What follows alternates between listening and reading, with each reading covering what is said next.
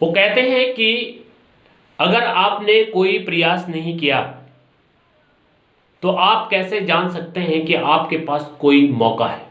Hello hi good morning to everyone, once again welcome to my YouTube channel English with Shankar Bhagat. Today I want to tell you about rule number 57 and 58 about the sentence.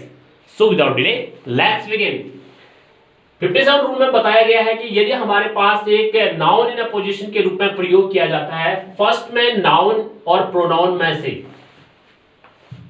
कोई भी subject आता है तो उसके साथ singular verb का use करते हैं। स्टार्टिंग में यदि क्या आता है, नाउन या प्रोनाउन यूज किया जाता है एज ए सब्जेक्ट के रूप में स्टार्टिंग में, तो उसके साथ हम सिंगुलर वर्ब का ही इस्तेमाल करेंगे। जैसे यहां पर देखिएगा, सुदामा एक सिंगुलर नाउन के रूप में यूज किया गया है।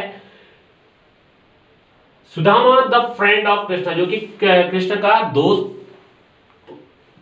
था, वॉज, ठीक है, पुअर एक गरीब दोस्त था, ठीक है। वॉज का प्रयोग किया गया है तो वॉज सिंगुलर सब्जेक्ट का प्रयोग करेंगे, ठीक। हमें यहाँ पर सुदामा और कृष्ण को देखते हुए उसमें बीच में एडिशन नहीं दिया गया है, ऐड नहीं किया गया, एंड से कनेक्ट नहीं किया गया है, तो इस सिचुएशन में हम क्या करेंगे, ओनली सिंगुलर सब्जेक्ट का प्रयोग करेंगे। जैसे कि हमने देखा जब एंड से हम जोड़ते हैं तो हम नॉर्मली उसको प्लूरल के साथ, प्लूरल वर्ब के साथ यूज करते हैं, लेकिन यहाँ पर सिर्फ क्या है, एज ए अपोजिशन के रूप में यहाँ पर सिंगुलर सब्जेक्ट के रूप में प्रयोग किया गया है स्टार्टिंग में।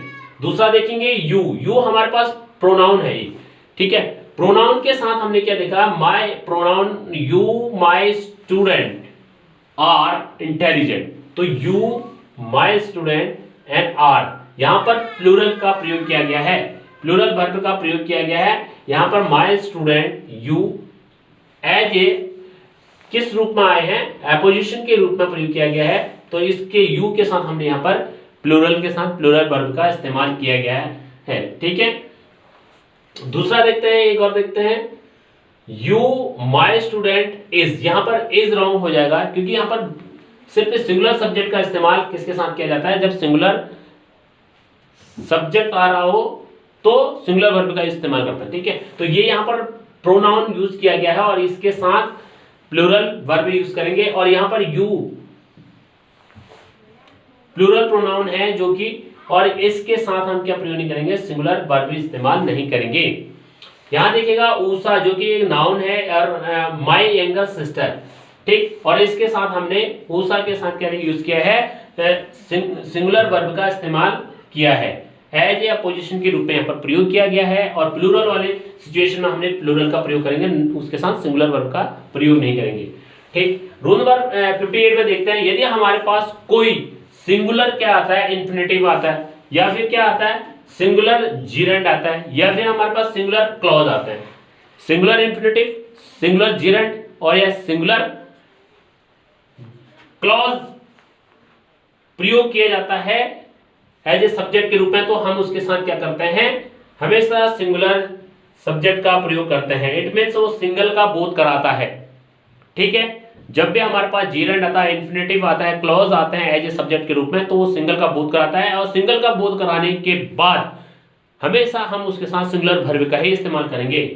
सेंटेंस के माध्यम से समझते हैं। फॉर इंस्टेंस यहां पर देखिएगा टू स्विम, एक टू से हमें क्या पता चला, यह इन्फिनेटिव है, टू स्विम इज, टू के बाद हमेशा वर्ब की फर्स्ट फॉर्म प्रयोग अगर हुआ है तो इट मीन्स वह एक इन्फिनेटिव है, और इसके बाद हम इसके साथ सिंगुलर वर्ब का ही इस्तेमाल करेंगे, इज ए गुड एक्सरसाइज। दूसरा देखेंगे स्विमिंग, स्टार्टिंग में स्विमिंग एक जीरेंड है, और इसके साथ भी मैंने कहा था सिंगुलर वर्ब का इस्तेमाल करेंगे तीनों के साथ, तो यहां पर देखिएगा सिंगुलर वर्ब का इस्तेमाल किया गया है, swimming is a good exercise. तीसरा देखेंगे वेयर सी गोज इज, अब यहां पर देखिए वेयर सी गोज इज, ये पूरा एक क्या है, क्लॉज है, और इसके साथ हमने सिंगुलर वर्ब का इस्तेमाल किया है, नॉट नॉन टू मी, तो इसके साथ हमने सिंगुलर वर्ब का इस्तेमाल किया है। ऊपर हमने स्विमिंग के रूप में जीरेंड का प्रयोग किया है, तो उसके साथ हमने सिंगुलर वर्ब का प्रयोग किया गया है, और उससे ऊपर हमने इन्फिनेटिव टू के साथ वर्ब की फर्स्ट फॉर्म का प्रयोग किया गया है, और उसके साथ भी हमने सिंगुलर वर्ब का इस्तेमाल किया गया है। किया है। देखिए यहाँ पर देखिए इंफिनिटिव टू के साथ वर्ब की फर्स्ट फॉर्म का प्रयोग करेंगे, जीरेंट के साथ क्या है स्टार्टिंग में आईएनजी फॉर्म के साथ वर्ब के फर्स्ट फॉर्म का प्रयोग करेंगे, और दूसरा क्लॉज के साथ हमने subject plus verb plus object तीनों चीज इसमें इंक्लूड होती है। तो वर्ब में हमने भी क्या यूज किया है as a singular helping verb का यूज तीनों में किया है हमने। तो इस तरह से हम समझ सकते हैं कि क्लॉज, जीरेंट और इन्फिनेटिव में हम सिंगुलर वर्ब का इस्तेमाल करते हैं। होप सो आपको वीडियो पूरा समझ आया होगा। समझ आया तो लाइक शेयर एंड सब्सक्राइब जरूर करें। एक बार फिर से मिलते हैं नई वीडियो के साथ, बने रहें मेरे साथ। Thank you.